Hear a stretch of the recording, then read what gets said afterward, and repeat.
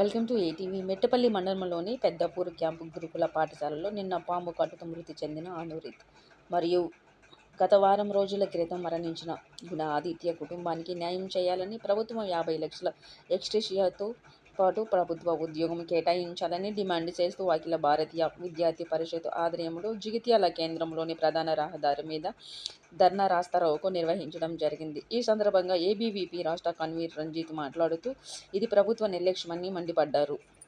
విద్యార్థి కూడా చనిపోవడం జరిగింది. అప్పుడు చనిపోయినప్పుడు కూడా ఏబీవీపీ అనేక ఉద్యమాలు చేసినా కూడా